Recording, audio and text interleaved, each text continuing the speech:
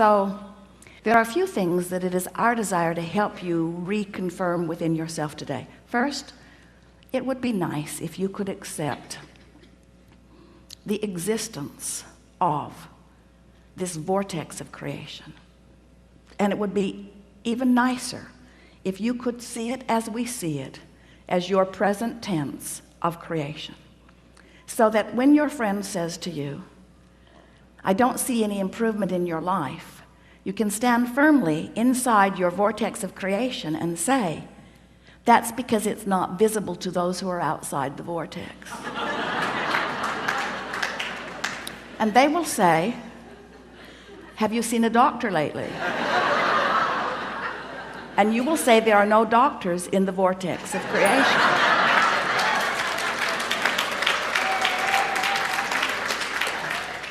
When you let being in this vortex, when you let tuning yourself into the vibrational frequency of all that you are be your top priority, you get so much life back. Do you know how many arguments, how many words, how many efforts, how much action is necessary just to keep you alive and out of desperation when you're not in the vortex?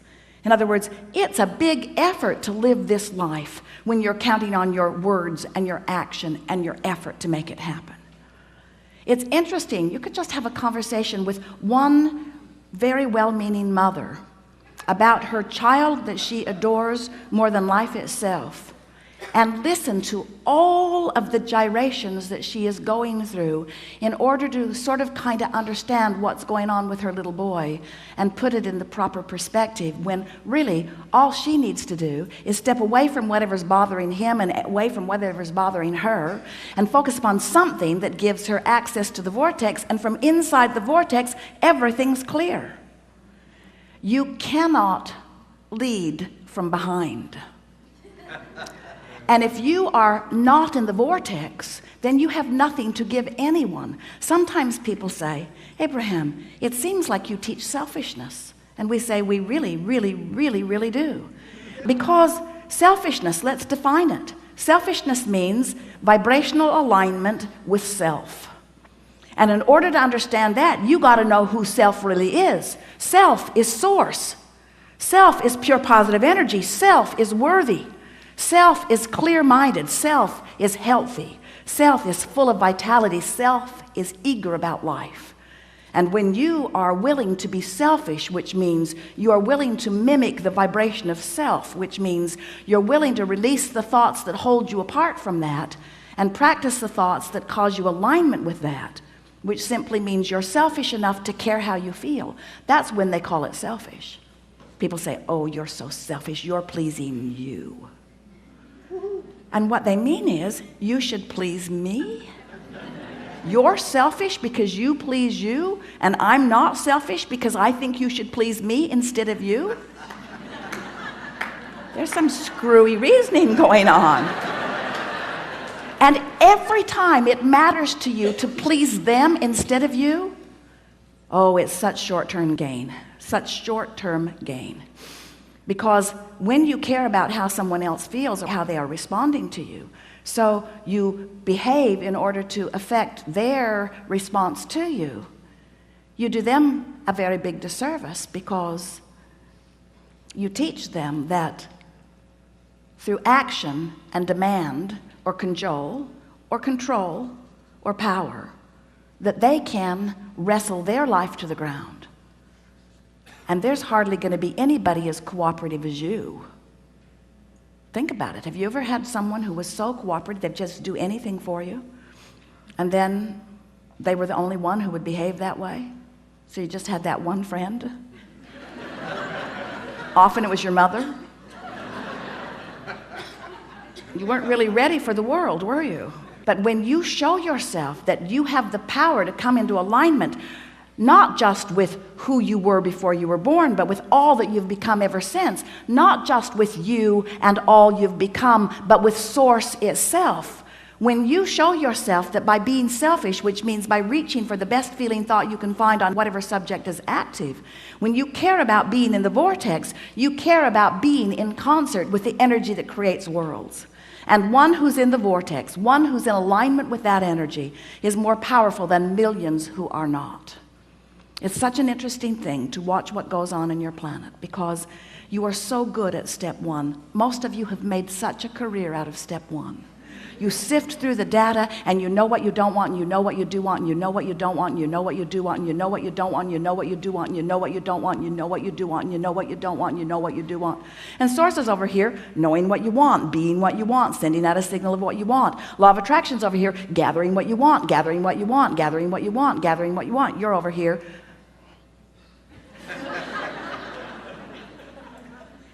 That's creating by default. That's going where the wind blows. That's complaining about whatever they're complaining about and feeling about whatever's happening. But when you decide that you're going to take control of your relationship to who you really are, when you decide that you're going to tend to this gap between you, wherever you are on whatever subject you're experiencing, and who you really are and what you know about the same, now life is going to take a new form and shape for you. You're going to feel exhilarated. You're going to feel satisfaction. Those who are watching you will see you as someone who seems to create tremendously with ease.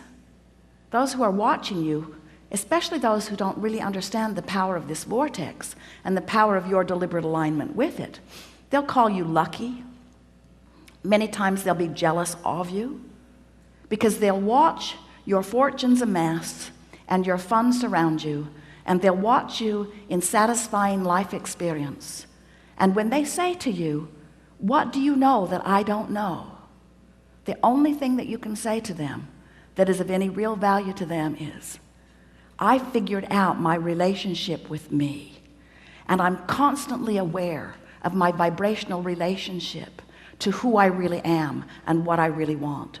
And I guide every thought I can to mesh with the wholeness that I am. I've become a deliberate thinker. I no longer create by default.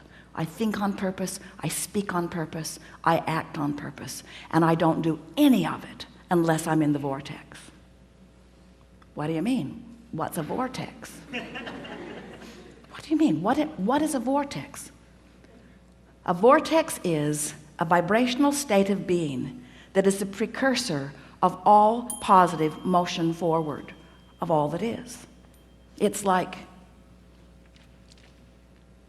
encapsulated, condensed, straight up source.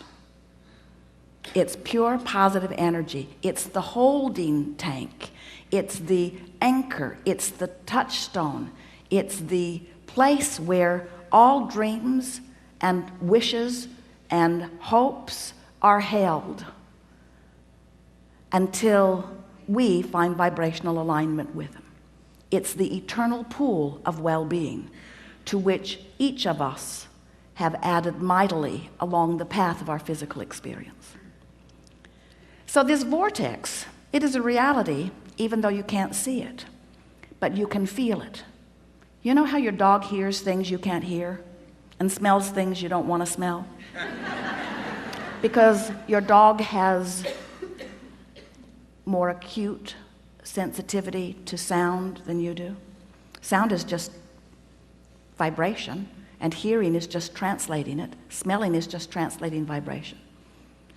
This vortex is something that while you can't see it, and while you may not be able to hear it,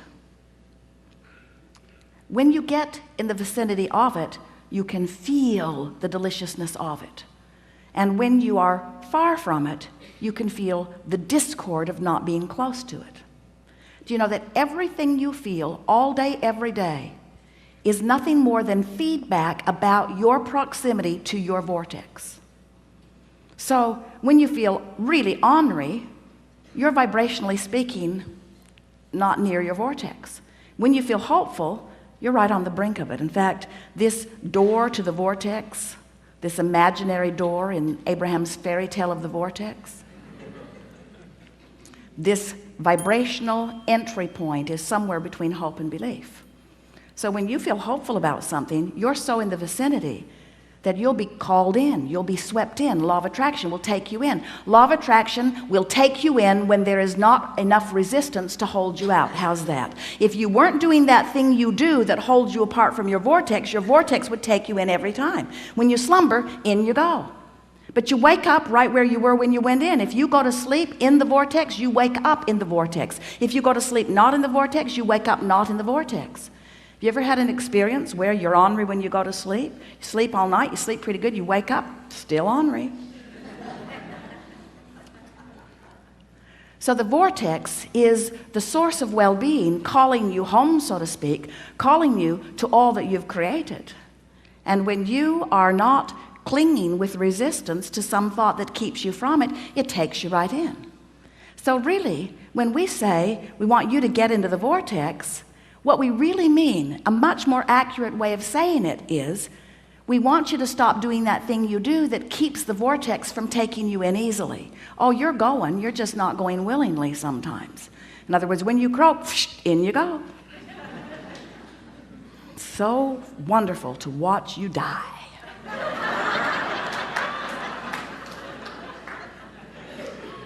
Moving immediately into all that you have become, all that you've asked for. But we don't think you should have to croak in order to be in the vortex. We don't think you should have to croak in order to be what life has caused you to be.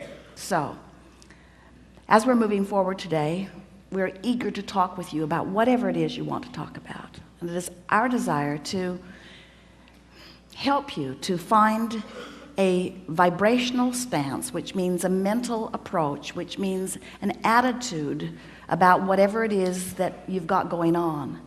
We want to help you soften your resistance, because when you soften resistance, the vortex takes you in. And that really is where you belong. You belong inside that vortex where rendezvous with exhilarating things can happen all day, every day.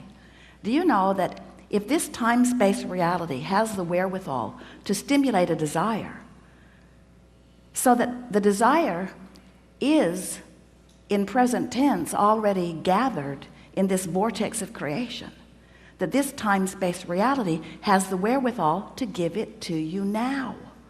And the only reason there is a gap between you putting it in the vortex and it showing up where you and others can see it and smell it and hear it and taste it and touch it is because you've got more resistance about the subject going on than you do belief or expectation about the subject. That's all. You just got to move yourself into more expectation. So what do you want to talk about?